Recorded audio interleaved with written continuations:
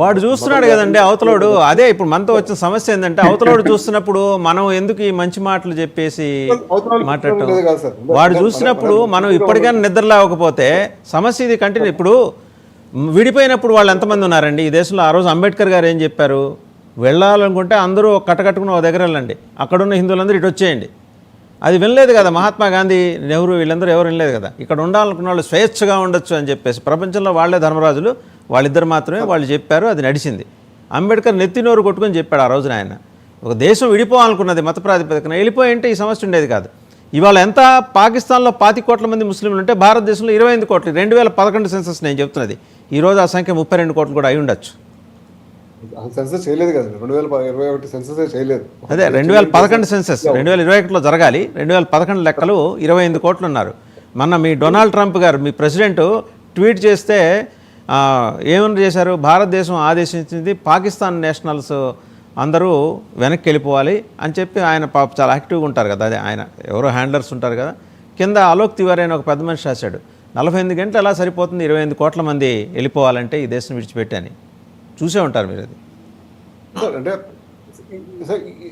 అంటే మనం మాట్లాడుకోవాల్సింది ఏంటంటే బీజేపీ గవర్నమెంట్లో ఉన్నప్పుడే మీకు పార్లమెంట్ మీద అటాక్ అయింది, బీజేపీ గవర్నమెంట్లో ఉన్నప్పుడే కార్గిల్ అయింది, బీజేపీ గవర్నమెంట్లో ఉన్నప్పుడే పుల్వామా అయింది, బీజేపీ గవర్నమెంట్ ఉన్నప్పుడే అన్ని 4 లైన్గా బీజేపీ గవర్నమెంట్లోనే అయినాయి సార్. నేనేమి మతపరమైన విషయాలు ఏం తీసుకురావట్లేదు. ఇది భారతదేశం మీద అటాక్. భారతదేశం యాజ్ ఎ హోల్గా ఈ అటాక్ని వ్యతిరేకించి యాక్షన్ తీసుకోవాలి. మనలో మనం కొట్టుకోవాల్సిన అవసరం లేదు. We have to be united in India.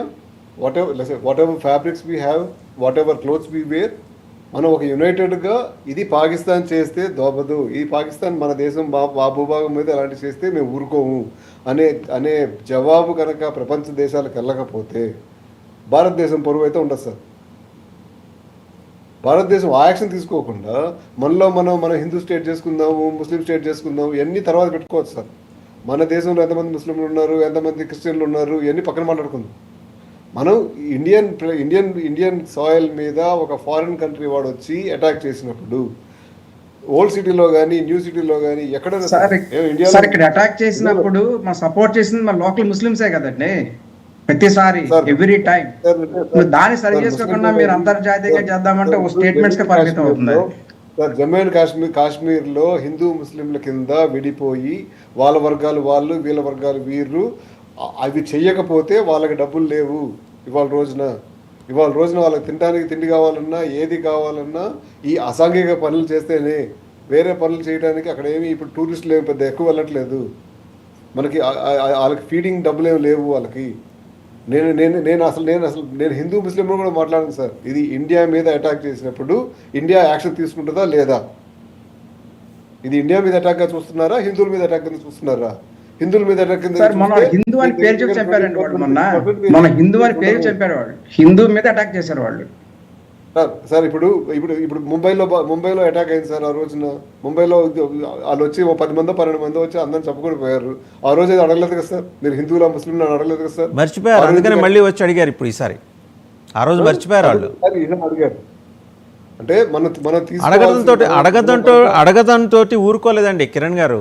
ప్యాంట్లు చించి చెక్ చేసి ఫలానా సర్జరీ జరిగిందా లేదా చెక్ చేసి నిర్ధారించుకొని మరీ చంపి ఇంకో అరాచకమైన మాట వాళ్ళు ఏం మాట్లాడారు తెలుసా? మీ మగాళ్ళను చంపుతున్నాం, మీ ఆడవాళ్ళను ఉంచుకుంటున్నాం అన్నాడు. దీనికి ఏమంటారు సార్? సార్ అంటే నేను వాళ్ళు మాట్లాడిన మాటలకు కానీ వాళ్ళు చేసిన చర్యలకు కానీ నేను సమర్థించట్లేదు. నేను నేరస్తుడిని నేరస్తుగా చూడమని చెప్తున్నాను. నేనేమి నేరస్తుడిని ఆపమని చెప్పట్లేదు.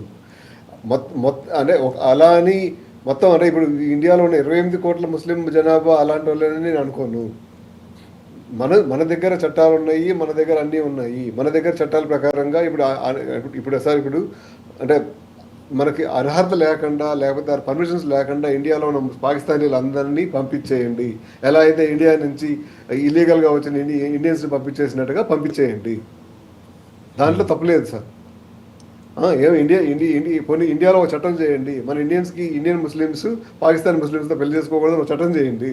తప్పేం కాదు కదా సార్. అది శత్రు దేశంలో నువ్వు వెళ్ళి మీరు పెళ్లి చేసుకోవడం ఏంటి?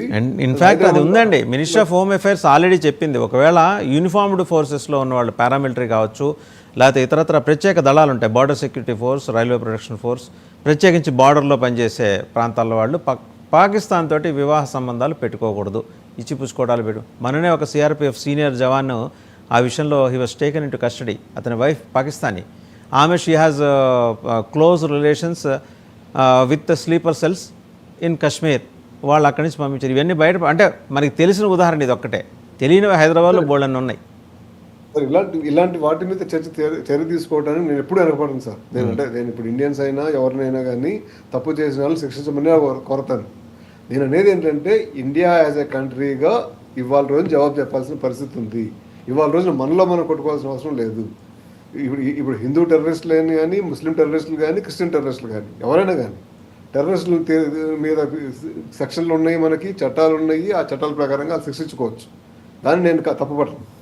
కానీ ఇది కంట్రీ యాజ్ ఏ యునైటెడ్గా ఉండి మనతో పాటు కలిసి వచ్చే కంట్రీలను కలుపుకుని వేరే కంట్రీల మీద ప్రెషర్ పెట్టి మనం ఆ కంట్రీ మీద మనం యాక్షన్ తీసుకోవాల్సిన అవసరం ఉంది. ఇండియాకి నేను ఇండియన్ అని గట్టిగా చెప్పుకునే అవకాశం ఇవ్వాల్సిన పరిస్థితి ఇది.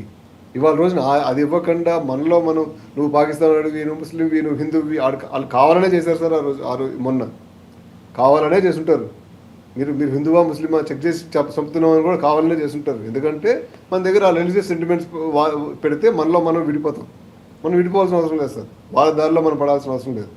ముస్లిమ్స్ అనేవాళ్ళు, ముస్లిమ్స్ అందరూ నేను తప్పులని నేను ఎప్పుడు అన్నాను సార్.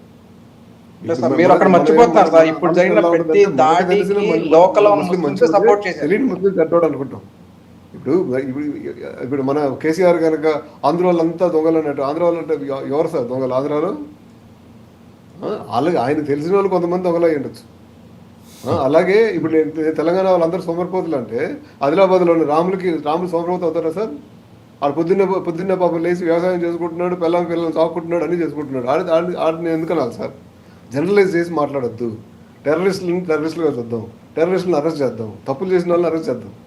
ఆ చట్టాలు పెట్టుకోకుండా మనలో మనం నువ్వు అనుకుంటే మనకు మిగిలేదేంటి? అరెస్ట్ చేస్తాము, సిఏఏ తీసుకొస్తామంటే వెంబడే రోడ్ల మీద నిరసన ప్రదర్శనలు చేస్తున్నారు కదా సార్. అరెస్ట్ చేయమని చెప్పేది మీరే, నిరసన ప్రదర్శన క్యారీ అవుట్ చేస్తుంటే ప్రజాస్వామ్యం గొంతు నొక్కేస్తున్నది అని గట్టిగా ప్రొటెస్ట్ చేసేది కిరణ్ తమ్మల్ గారే. రెండు మాటలు మీవే ఉంటుంది సార్. అది అంటే సార్ ఇప్పుడు నేను చట్టపరంగా ఇప్పుడు నువ్వు చట్టాలు మార్చుకుని నిర్ణయాలు తీసుకోండి. నేనేం చెప్పాను? ముస్లింలను పెళ్లి చేసుకోకూడదు అనేది మీరు చట్టం చేసుకోవచ్చు. పాకిస్తాన్ దేశంలో వాళ్ళని మన పిల్లల్ని పెళ్లి చేసుకోకూడదు అని చట్టం చేసుకునే అవకాశం మీకు ఉంది. ఆ అవకాశం వాడుకోండి, అది తప్పు కాదు కదా. అట్లా చట్టాలు చేయం, మళ్ళీ చేసుకున్నందుకు వాళ్ళని విమర్శిస్తాం. రైట్, మీరైతే చాలా గట్టిగా చెప్తున్నారు, అడ్వకేట్ చేస్తున్నారు, యుద్ధం జరిగి తీరాలి, భారతదేశం యుద్ధం చేయాలని.